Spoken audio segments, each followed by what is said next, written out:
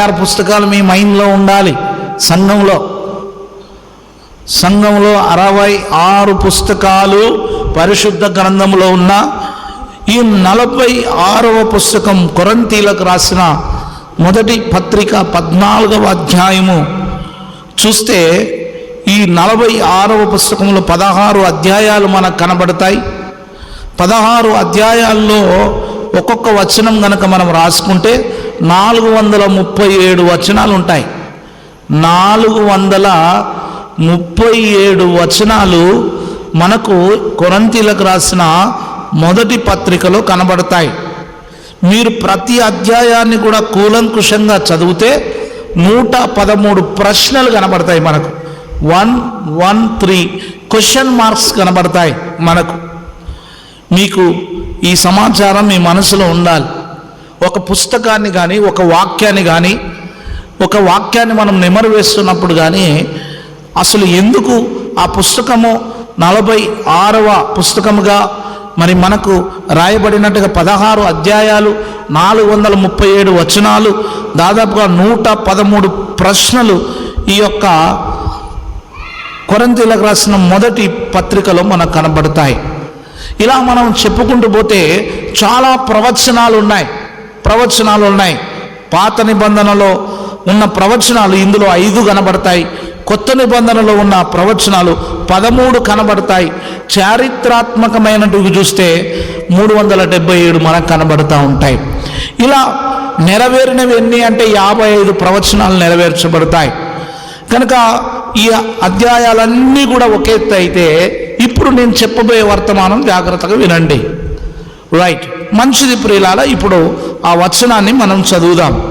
ఎక్కడి నుండి అంటే కొరింథీయులకు రాసిన మొదటి పత్రిక 14వ అధ్యాయము 9వ వచనము నుండి 16వ వచనం వరకు చదవమ్మా. ఎవరైనా మైక్ తీసుకొని చదవండి. 14వ అధ్యాయము 9వ వచనము నుండి 16వ వచనం వరకు.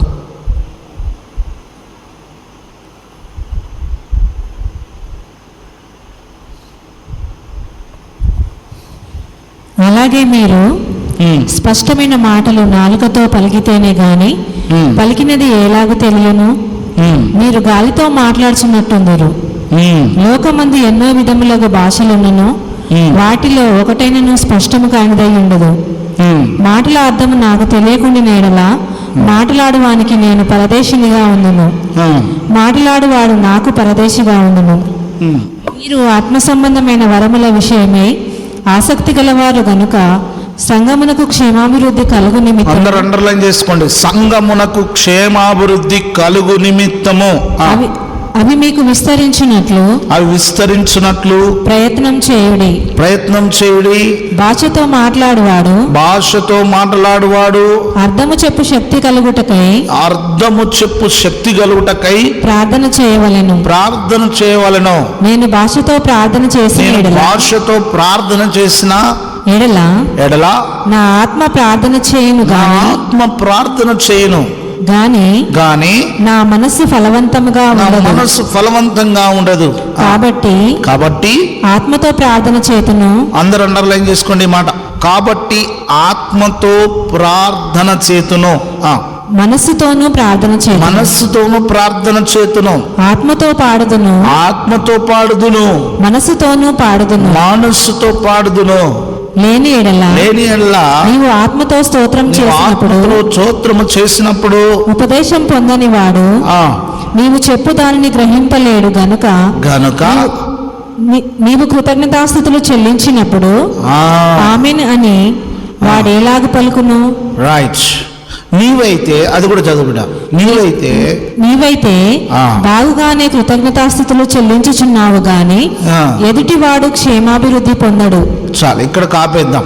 మన అంశంలోకి మనం వెళ్దాం. సంఘంలోకి వచ్చిన తర్వాత దయచేసి సంఘంలోకి వచ్చిన తర్వాత సంఘంలో ప్రార్థన చెయ్యమన్నప్పుడు రకరకాలైనటువంటి ప్రార్థనలు మనకు కనబడతాయి. కొంతమంది పెదవులతో ప్రార్థన చేస్తారు. పెదవులతో ప్రార్థన చేస్తారు. మీరు అనొచ్చు, అన్న అందరు పెదవులతోనే కదా చేసేది. ఆ ప్రశ్న వస్తుంది కదా, అందరు పెదవులతోనే కదా చేసేది అంటే అంతరంగములో నుండి రాదు ఆ ప్రార్థన. పెదవులతో కొంతమంది ప్రార్థన చేస్తారు, కొంతమంది కన్నీటితో ప్రార్థన చేస్తారు, కొంతమంది ఇతరులను పొగుడుతూ ప్రార్థన చేస్తారు, కొంతమంది వాక్యములో ఉన్న వచనాలు ఎత్తిపట్టి ప్రార్థన చేస్తారు, కొంతమంది ప్రార్థనలో ఇన్ఫర్మేషన్ ఇస్తారు. మీకు అర్థమైందా? వాళ్ళు చెప్పాలనుకున్నది ప్రార్థనలో చెప్పేస్తారు. కొంతమంది ఎక్కడో మూల కూర్చొని వాళ్ళే మౌనంగా ప్రార్థన చేసుకుంటారు. మీ అందరికీ నేను చెప్పే ఈ మాటలు అర్థం చేసుకోండి. కొంతమంది ఏమో డిక్షనరీ పదాలు ఉపయోగిస్తూ ప్రార్థన చేస్తారు. డిక్షనరీలో సకల ఆశీర్వాదములకు కారణభూతుడవైన దేవా, డిక్షనరీ పదాలు ఇవి, డిక్షనరీ పదాలు. ఇలా డిక్షనరీ పదాలు వాడుతూ ప్రార్థన చేస్తారు. కొంతమంది రెండో రకం ప్రార్థన, ప్రభువా నీకు వందనాలు, ఇలా ఇలా దిక్కులు చూస్తూ ప్రార్థన చేస్తూ ఉంటారు. వాళ్ళ మనస్సు ఏకాగ్రతగా ఉండదు. ఏకాగ్రత లేని ప్రార్థన, ఏకాగ్రత లేని ప్రార్థన. రకరకాలైనటువంటి ప్రార్థన చేసే వాళ్ళు మన కుటుంబంలో, మన సంఘంలో, మన సమాజంలో, మనం ఎదురుగా వెళుతున్నటువంటి అనేక సమాజాల్లో, సంఘాల్లో మనకు ఎదురవుతూ ఉంటారు. నా పరిచర్యలో కూడా ఇలాంటి వారు చాలామంది ఎదురయ్యారు. నేనంటున్నాను, ఇవన్నీ నువ్వు చేయడం తప్పు కాదు, నేను తప్పని చెప్పట్లేదు. నువ్వు చక్కటి పదాలు ఉపయోగిస్తూ ప్రార్థన చేయడం తప్పు కాదు. ఒకవేళ వచనాలు ఎత్తిపట్టి ప్రార్థన చేయడం తప్పు కాదు. ఇంకా నువ్వు చెప్పాలంటే నీవు చేసే ప్రార్థన నీ అంతరంగములకెళ్ళి ఒకవేళ నువ్వు ప్రార్థన చేస్తే అది దేవునికి అంగీకారంగా ఉంటుంది. ఇవన్నీ రకరకాలుగా మనుషులు చేసే ప్రార్థన. ఇంకొక ప్రార్థన కూడా చేస్తారండి. సుంకరి పరిచయుని మనం జ్ఞాపకం చేసుకుంటే, ఇదిగో పరిచయుడు ప్రార్థన చేస్తాడు, నేను వీడి వంటి వాడను కాదు అంటే ఇతరులను పాయింట్ అవుట్ చేస్తూ కూడా ప్రార్థించే జనాంగం ఉంది. ఈ రోజు నుండి ఇవన్నీ ఒక పక్కకు పెట్టేద్దాం. ఈ రోజు నుండి ఇవన్నీ ఒక పక్కకు పెట్టి మనం చేసే మంచిదే, కానీ ఒక కొత్త పద్ధతిని అపోస్తుడైన పౌలు సంఘానికి నేర్పించాలనుకుంటున్నారు. సంఘ క్షేమాభివృద్ధి కొరకు, మన సంఘ క్షేమాభివృద్ధి కొరకు, మనము సంఘములో ఆత్మీయంగా అభివృద్ధి చెందడానికి, మనం ఆత్మలో ఆనందించడానికి, మన మనస్సులో ఆనందించడానికి, దేవుని దీవెనలు ఎక్కువగా మనం ఆయన యొద్ద నుండి పొందుకోవడానికి చేయాల్సిన ఒక్క పద్ధతి ఏంటి అంటే, అందరం కూడా 15వ వచనాన్ని చదువుదాం. కొరింథీయులకు రాసిన మొదటి పత్రిక 14వ అధ్యాయము 15. కాబట్టి ఆత్మలో ప్రార్థన చేతును. ఎలా చేయాలి? ఆత్మలో. ఇది సంఘములో ఉన్నవారు అలవాటు చేసుకోవాలి. ఆత్మలో ప్రార్థన చేయడం అలవాటు చేసుకోవాలి. Your spirit has to be pray. కొన్ని స్థలాల్లోకి వెళ్తే, ఎప్పుడైనా మనం హాస్పిటల్స్లోకి వెళ్తే చుట్టూ ప్రజలు ఉంటారు. మనం ప్రార్థన చేసుకోవడానికి అక్కడ అవకాశము ఉంటుందా? ఉంటుందా? చెప్పండి, మాట్లాడండి. ఉంటుందా? ఉండదు. అప్పుడు నువ్వు ఏం చేయాలి? ఆత్మలో ప్రార్థన చేయాలి. కొన్నిసార్లు నువ్వు ప్రయాణిస్తున్నప్పుడు ప్రయాణ ప్రాంగణంలో ఉంటావు, అక్కడ నీకు అవకాశం ఉండదు. ఆత్మలో ప్రార్థన చేయాలి. ఇక నువ్వు ఒంటరిగా ఉన్నప్పుడు కూడా ఆత్మలో ప్రార్థించడం అలవాటు చేసుకోవాలి. Pray in the spirit, pray in the spirit. ఆత్మలో ప్రార్థించడం, ఆత్మలో స్తుతించడం, ఆత్మలో దేవుణ్ణి ఆరాధించడం. ఈ మధ్యకాలంలో ఒక దైవజనుడు అమెరికా దేశానికి వెళ్ళి వాళ్ళ టీం అంతా కూడా, బృందం అంతా కూడా తిరిగి ఇండియాకు వస్తుంది. ఇండియాకు వస్తున్నప్పుడు ఆ దైవజనుడు చెప్పిన మాట ఏంటంటే, నేను ఆ విమానంలోకి ఎక్కగానే నా చుట్టూ అంతా అన్యజనాంగం ఉన్నప్పటికీ నా ఆత్మలో ప్రార్థించడం ప్రారంభం చేశాను. నేను ప్రయాణించిన ఆ 18 గంటలు, నేను ప్రయాణించిన 24 గంటలు కూడా నా కన్ను ఆర్పకుండా నా ఆత్మలో ప్రార్థన చేస్తూనే ఉన్నా అని చెప్పాడు. నేను అడుగుతున్నా, మనకు అలాంటి ఎక్స్పీరియన్స్ ఉందా? నీ ఆత్మలో నీకు ప్రార్థించే ఎక్స్పీరియన్స్ ఉందా? అనుభవం ఉందా?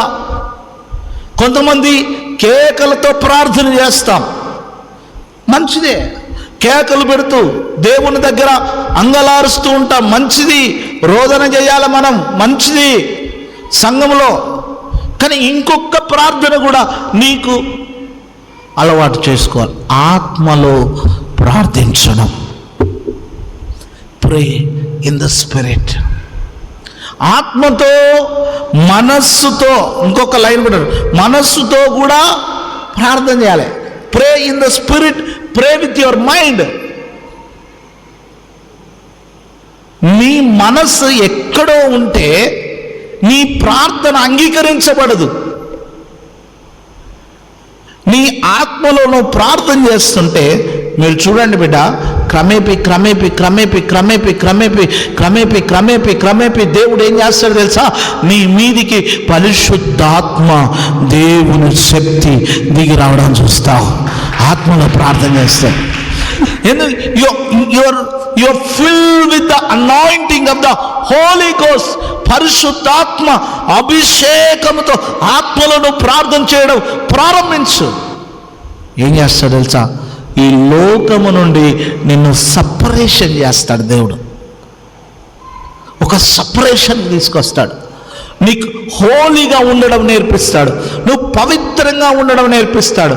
పవిత్రంగా ఎలా బ్రతకాలో నేర్పిస్తాడు. అందుకనే సంఘంలో కమ్యూనిటీ అందరి ముందు చేసే ప్రార్థన ఒకటి, సంఘంలో అందరున్నప్పుడు చేసే ప్రార్థన వేరు, ప్రోగ్రామ్స్లలో చేసే ప్రార్థన వేరు. రకరకాలైన ప్రార్థనలు ఉన్నాయి. పేరు చెప్తే వచ్చి ప్రార్థించే అది వేరు. కానీ నేను అడుగుతున్నాను ప్రియులారా, దేవుని వాక్యం చెప్పినట్టుగా నీవు ఆత్మలో ప్రార్థించే అనుభవము నీకున్నదా? ఆత్మతో ప్రార్థించే అనుభవం ఉందా? ఎప్పుడైతే నువ్వు ఆత్మతో ప్రార్థన చేస్తావో నీకు దేవునికి ఇంటిమేట్ రిలేషన్షిప్ దగ్గర అవుతూ ఉంటుంది. దేవునికి ఇంకా దగ్గర అవుతూ ఉంటావు, దేవునికి ఇంకా దగ్గర అవుతూ ఉంటావు. అప్పుడేమైతే తెలుసా? అపవాది తంత్రములన్నీ కూడా విరిగిపోతూ ఉంటాయి, పటాపంచలైపోతూ ఉంటాయి. దేవుని సన్నిధి నీకు దగ్గర అవుతూ ఉంటుంది. అపవిత్రమైన వాటికి జోలికి వెళ్ళకుండా నీ మనస్సు, నీ హృదయం, నీ తలంపులు అన్నీ కూడా కాపాడబడతాయి. అదే divine connection with spirit of God. దేవునితో ఒక దైవికమైన కనెక్షన్ కలిగి ఉండాలి. మరి ఆత్మలో ప్రార్థించే క్రమంలో మాట్లాడుతూ ఎఫెసీ సంఘానికి వచ్చిన తర్వాత, ఇది అపోస్తులైన పౌలు ఎఫెసీ సంఘంలో 6వ అధ్యాయము 18వ వచనములో ఒక మాట రాయించాడు. ఆత్మ వలన ప్రతి సమయమునందును ప్రతి విధమైన ప్రార్థనను విజ్ఞాపనను చేయుచు ఆ విషయమై సమస్త పరిశుద్ధుల నిమిత్తమును పూర్ణమైన పట్టుదలతో విజ్ఞాపన చేయుచు మెలకువగా ఉండు. చూడండి, ఆత్మలో ఎప్పుడైతే నువ్వు ప్రార్థన చేయడం ప్రారంభిస్తావో, నువ్వు చూడండి, ఇప్పుడు యవనస్తులు గట్టిగా ప్రార్థన చేస్తారు, కానీ అదే వృద్ధులు చూడండి నెమ్మదిగా ప్రార్థన చేస్తారు. గట్టిగా అరిసి మేము ప్రసంగాలు చేయొచ్చు, గట్టిగా అరిసి మరి దేవుని యొక్క సన్నిధిలో ప్రార్థన చేయొచ్చు, కానీ నీకు మౌనంగా ఆత్మలో ప్రార్థించే అనుభవము మనకుందా? మీరు చూడండి, యేసు ప్రభువారు తన శిష్యులతో ఉన్నప్పుడు శిష్యులకు ప్రార్థన రావట్లేదు, ఎలా చేయాలో వాళ్ళకు అర్థం అవ్వట్లేదు. శిష్యులు వచ్చి అడిగారు, అయ్యా మేము ప్రార్థన ఎలా చేయాలి? లూకాసు వార్త 11వ అధ్యాయంలో శిష్యులు వచ్చి అడుగుతూ ఉంటారు, అయ్యా మేము ప్రార్థన ఎలా చేయాలో మాకు నేర్పించు. అప్పుడు ఆయన అంటాడు మీరు ఈలాగు ప్రార్థన చేయుడి అని చెప్పి ఏం చెప్తాడు? ఒక మాట చెప్తాడు, పరలోకమందున నా తండ్రి నీ నామము పరిశుద్ధపరచబడును. మౌనంగా అంతరంగంలో మీరు ఒకసారి మనస్ఫూర్తిగా ప్రతి పదాన్ని కూడా నీ హృదయాంతరంగములో నుండి ఆత్మలో ప్రార్థిస్తున్నప్పుడు చెప్పగలిగితే ప్రతి మాట కూడా నీ మనసుకు ఒక ఆత్మీయమైన సత్యాన్ని నేర్పిస్తుంది. అందుకే నేను అంటాను, మీరు ఒంటరిగా ఉన్నప్పుడల్లా ఆత్మలో ప్రార్థన చేయడం అలవాటు చేసుకోవాలి. Pray in the spirit. Yesu ప్రభు వారు అరణ్యమునకు వెళ్ళి ఏకాంతముగా ఆయన ఆత్మలో ప్రార్థన చేస్తూ ఉండేవాడు. హి వాస్ ప్రేయింగ్, ప్రార్థన చేస్తుండేవాడు. ఆయన తిరిగి వచ్చే వరకు శిష్యులు నిద్రపోతుండేవారు. మీరు శోధనలో ప్రవేశించకున్నట్లు మీరు లేచి మెలకువగా ఉండి మీరు ఏం చేయాలా? ప్రార్థన చేయండి అన్నాడు. చూడండి, వై జీసస్ అవే, ఎందుకు పక్కకి వెళ్ళిపోయి ఆత్మలో ప్రార్థన చేస్తున్నాడు? ఈరోజు మీకు ఒక అలవాటు నేర్పించాలనుకుంటున్నాను. అదేంటో తెలుసా? ఈ ప్రార్థన అనంతరం మీరు ఒంటరిగా ఏకాంతంగా మీరు ఒక్కరే తండ్రి అయిన దేవునితో మనము ఆ పరిశుద్ధాత్మతో కనెక్షన్ కలిగి నీకున్న సమస్య, నీకున్న ఇబ్బంది, నీకున్న ఇరుకులు అన్నిటినీ కూడా ఆయనతో చెప్పుకొని ప్రార్థించే అనుభవంలోకి రావాలి. నేను చెప్తున్నా బిడ్డ, మనుషులకు చెప్పావా నిన్ను హేళన చేస్తారు, త్రోసిపుచ్చుతారు, నీ మాటలు పదే పదే పబ్లిక్లో మాట్లాడతారు. అదే దేవునితో చెప్పు, నీ హృదయం తేలికైపోతుంది, నీ మనస్సు తేలికైపోతుంది. నువ్వు ఆత్మతో ప్రార్థన చేయి.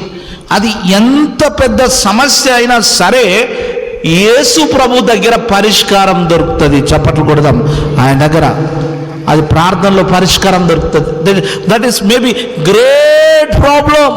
For every problem there is a solution. ప్రతి సమస్యకు ఒక పరిష్కారం ఉంది. ఆ పరిష్కారం నువ్వు ఆత్మలో ప్రార్థన చేయాలి. ఒకసారి అంటాడు, అయ్యా నేను భాషతో ప్రార్థన చేశాను, ఆత్మతో ప్రార్థన చేశాను, కానీ నా మనసు అంత బలవంతంగా లేదు. 14వ వచనంలో అంటాడు. అని మళ్ళీ ఏమంటాడంటే 15వ వచనం వచ్చి, కాబట్టి ఇప్పుడు నేనేం చేస్తా? ఆత్మతో ప్రార్థన చేతును, మనస్సుతో ప్రార్థన చేతును, ఆత్మతో పాడుదును, మనస్సుతోనూ పాడతాను. ఆత్మతో పాడే అనుభవంలోకి రావాలి. సంఘములో ఉన్నవారు పాట పాడేటప్పుడు నోటితో పాడితే ఓకే, కానీ ఆత్మతో మీరు పాట పాడండి. అది ఎంత మధురంగా ఉంటుందో తెలుసా? వినడానికి ఎంత పరవశంగా ఉంటుందో తెలుసా? మీరు ఒంటరిగా ఉన్నప్పుడు ఆత్మలో ప్రార్థన చేసుకొని ఆత్మలో దేవుణ్ణి స్తుతిస్తూ పాడుతూ పరవశిస్తూ మైమరచిపోయి ప్రభు సన్నిధిలో నువ్వు ఆత్మలో ప్రార్థన చేస్తూ పాట పాడబడ్డానికి ఎంత అనుభూతి వస్తుందో తెలుసా? అప్పుడు మీరు శరీరానుసారులుగా ఉండరు, మీరు ఆత్మానుసారులుగా ఉంటారు. మీకు ఒక విషయం చెప్తున్నా, నువ్వు ఎప్పుడైతే ఆత్మలో ప్రారంభం చేస్తావో సాతానుకు నువ్వు ఒక అగ్నిలాగా కనబడతావు. నిన్ను చూస్తే అపవాదికి మండుచున్న ఒక అగ్నిగోళంలాగా కనబడతావు. ఎందుకు అంటే నీ ఆత్మలో ప్రార్థన రగులుతుంది, నీ ఆత్మలో ప్రార్థన శక్తి రగులుతుంది. మీకు ఒక విషయం చెప్తున్నా, ఇదిగో మరి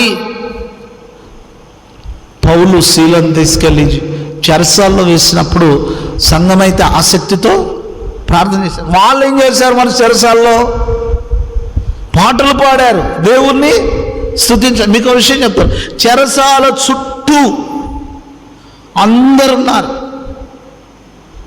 అక్కడ చెరసాల నాయకుడు ఉన్నాడు. ఏయ్ ఎందుకురా పాటలు పాడతారు, పని అని ఉండవచ్చు. But the never stop. వాళ్ళు స్తుతించడం ఆపలే. వాళ్ళ స్తుతి వాళ్ళ బంధకాల్ని తెంపేసింది. చప్పట్లు కొడదామా? వాళ్ళ స్తుతి వాళ్ళ బంధకాలు. ఇంకో మాట చెప్పాలంటే వాళ్ళ దేవుణ్ణి ఆత్మలో వారు పాడుతూ స్తుతించడం ద్వారా వాళ్ళ కోర్టు కేసు కొట్టివేయబడింది. చప్పట్లు కొడదాం. వాళ్ళ కోర్టు కేసు రిలీజ్ అయిపోయిండు, జైలు నుండి రిలీజ్ అయిపోయిండు. ఈ రిలీజ్ కావాలంటే, నీ కోర్ట్ కేసు పోవాలంటే, నీవు విడిపించబడాలంటే ఒకే ఒక సూత్రం, ద గ్రేట్ అడ్వకేట్, పరలోకపు తండ్రి ఆయన కాళ్ళ దగ్గరికి వచ్చి ఆత్మలో నీ సమస్యను చెప్పడం ప్రారంభం చేయి, ఆత్మలో పాడడం ప్రారంభం చేయి. నీకు పరలోకములో నుండి he will send the Angel of the lord. పరలోకములో నుండి ఆ యొక్క పరలోకపు తండ్రి నీకు దూతలను పంపిస్తాడు సహాయంగా. మీరు చూడండి, అగ్నిగుండములోకి వెళ్ళిన షడ్రక్ మేషక్ అగ్నిగుండములో ఉన్నారు. వారు అందులోకి వెళ్ళి దే వర్ ప్రైజింగ్ గాడ్, దేవుణ్ణి స్తుతిస్తున్నారు, ఆరాధిస్తున్నారు. ఆ స్తుతి అంతరంగంలో లేకపోతే బయటికి ఎట్లా వస్తుంది? ఏమన్నా ఆ మంట లోపల లేకపోతే? మీరు చూడండి, ప్రార్థన అనే మంట వాళ్ళ అంతరంగంలో ఉంటే బాహ్యమైన మంట వాళ్ళ వెంట్రుక కూడా కాలిపోకుండా చేసింది. చప్పట్లు కొడదాము. అలా రాయబడింది, వారి తల వెంట్రుకలు కూడా కాలిపోలేదు. వారి వెంట్రుకలు ఏమాత్రము కూడా అగ్ని చేత ఆహుతి కాలేదు. అంటే అంతరంగంలో ఆత్మలో ప్రార్థన చేయాలి. మీ ఇంట్లో నువ్వు ప్రార్థన చేస్తుంటే ఊరికే ప్రార్థన బందే అంటా ఉంటారు. ప్రే ఇన్ ద స్పిరిట్, ప్రార్థన చేయి, ఆత్మలో ప్రార్థన చేయి, ఆత్మలో ప్రార్థన చేయి. నేను ఆత్మలో ప్రార్థన చేస్తున్నప్పుడు ఎవరన్నా నిన్ను ముట్టుకున్నా సరే వారికి ఒక రకమైన ఆత్మీయమైన స్పర్శ కలుగుతుంది. వారికి షడ్రక్ మేషక్ ఆత్మలో నుండి ప్రార్థించడం ప్రారంభం చేశారు. దేవుని స్తుతించడం, ప్రే ఇన్ ద స్పిరిట్. మన అంతరంగంలో మనం చేసే పని ఏంటో తెలుసా? లోపల లెక్కలేసుకుంటాం, లోపల గంతులేస్తూ ఉంటాం, లోపల ప్రోగ్రామ్ ప్లానింగ్ చేసుకుంటాం. అంతరంగంలో ప్రోగ్రామ్ ప్లానింగ్, ఫ్యూచర్ ప్లానింగ్, చాలా ప్లానింగ్, అంతరంగంలో ప్లానింగ్. చివరికి ఏమైందా? ఆ ప్లానింగ్ కాస్త కూనింగ్ అయిపోతుంది. ఆ ప్లానింగ్ సక్సెస్ కాదు. మంచిదే, నువ్వు ప్రణాళిక వేసుకోవడం, దాన్ని ఇంప్లిమెంట్ చేయడం మంచిదే. కానీ నువ్వు ఆత్మీయంగా సక్సెస్ కావాలంటే ఆత్మలో ప్రార్థన చేయి. ప్రే in the spirit, pray in the spirit, pray in the spirit. ఆత్మలో ప్రార్థన చేయడం అలవాటు చేసుకోవాలి సంఘంలో ఉన్న ప్రతి ఒక్కరు కూడా. కొన్నిసార్లు ఇక్కడ మైకి ఇస్తేనే ప్రార్థన చేస్తా కాదు. నువ్వు ఆలయానికి వచ్చావా, కూర్చున్నావా, నీ ఆత్మలో ప్రార్థన చేయి. ప్రే. దిక్కులు చూడొద్దు, అటేటు ఏం చూడొద్దు. కమ్, ఆలయానికి రా, మోకాళ్ళ మీద ఉండు, ఎవరి వైపు చూడకు, నీ ఆత్మలో ప్రార్థన చేయి. ఈ ఇది అలవాటు చేసుకోవాలి. మన ఇంట్లో అయినా, మన సంఘంలోనైనా, సమాజంలోనైనా, ఎక్కడికి వెళ్ళినా. కొన్నిసార్లు నువ్వు ఉద్యోగం చేసే చోట ప్రార్థన చేసుకోవడానికి అవకాశం ఉండదు. అమ్మా నిద్ర వస్తుందా? ప్రార్థన చేసుకోవడానికి అవకాశం ఉండదు. అక్కడ నువ్వు ఆత్మలో ప్రార్థన చేయాలా. ప్రే ఇన్ ద స్పిరిట్. ఇది అలవాటు చేసుకోవాలి మనం. ఆత్మలో ఏం చేస్తాను తెలుసా? మనసు వీడు చావా, వాడి ముంద పెట్టా, లేకపోతే ఇంకేమంటారు, ఇదే చేస్తాడు లోపల. వీడు నాకు కనబడపోతే బాగుండు, వీడు ఎందుకు ఎదురుగా వచ్చిండు, వాడు ఎదురుగా వచ్చినానికే నాకు ఇట్లా అయింది. ఇవన్నీ మనం ఆత్మలో అనుకునేటి. ఆ ఆత్మలో డేంజరస్ పదాలు వాడుతూ ఉంటాం లోపల. కొన్నిసార్లు అసలు ఈరోజు వాడు లోపల, ఇక లోపల వాడిని ఎన్ని అంటే రకరకాలైనటువంటి భాషలతో, భారతదేశంలో ఉన్న భాషలన్నిటితో వాడిని తిడుతూ ఉంటాం. అంతరంగంలో అది కాదు. మనము అంతరంగంలో ఆత్మలో ప్రార్థన చేయడం అలవాటు చేసుకుంటే, నువ్వు మధ్యరాత్రి లేచినా సరే, నీకు నిద్ర పట్టట్లేదా, కళ్ళు మూసుకో, కుర్చీలో కూర్చో, ప్రార్థన చేసుకో ఆత్మలో. ఇక మధ్యరాత్రి లేచి దేవా వేసి అందరూ లేచి కూర్చుంటారు. అందరూ లేచి కూర్చునే టైం అదొకటి ఉంటుంది. ఆ పీరియడ్లో చేయొచ్చు. కానీ అందరూ పడుకున్నా కదా, వాళ్ళు లేచి నీ ప్రార్థన చూడరు. వాళ్ళు నీకేదో ఏం పట్టింది అనుకుంటారు.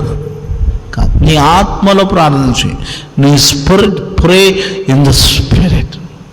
ప్రార్థన చేయి. నీకు 2 గంటలకు 3 గంటలకు ఎప్పుడూ మెలకుగా వస్తే ఒంటరిగా దేవునితో గడిపే సమయాన్ని అలవాటు చేసుకోవాలి. ఇప్పుడు ఈ 2వ రోజు ఒక ప్రాక్టీస్ మనం చేద్దాం. ఒక 2వ రోజు అందరూ లేచి నిలబడండి. Let's all stand up. ఈ మెసేజ్ ముగింపులో చెప్తున్నా. ఆత్మలో మనం ప్రార్థించడం ఎలానో మీరు ఆగండి. ప్రభాకర్ గారు మీరు ఆగండి. మీరు అక్కడ కూర్చోండి. ఒక 10 minutes. అందరు లేచి నిలబడండి. Let's all stand up. ఆత్మలో ప్రార్థించడం, ఆత్మలో ప్రార్థన చేయడం. ఎందుకు మనం ఈ ప్రాక్టీస్ చేయాలంటే, మన ప్రార్థనకు దేవుడు ప్రతిఫలం ఇస్తారు. అందరూ కళ్ళు మూసుకోండి. ఈ చర్చిలో నీకు ఇష్టమైన చోటు ఎక్కడన్నా అనిపిస్తే, ఏ మూలకన్నా నువ్వు ఒంటరికి వెళ్ళిపో.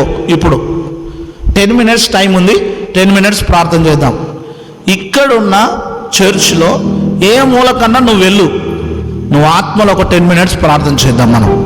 లెట్స్ అందరూ కూడా. నువ్వు ఏ మూలకన్నా ఒక పిల్లర్ దగ్గరికి వెళ్ళు. 7 నెహెమ్యా ప్రాకారములను పట్టుకొని ఏడుస్తూ ఉన్నప్పుడు లెట్స్ ప్రే. నీ సమస్య మనుషుల వైపు చెప్పు.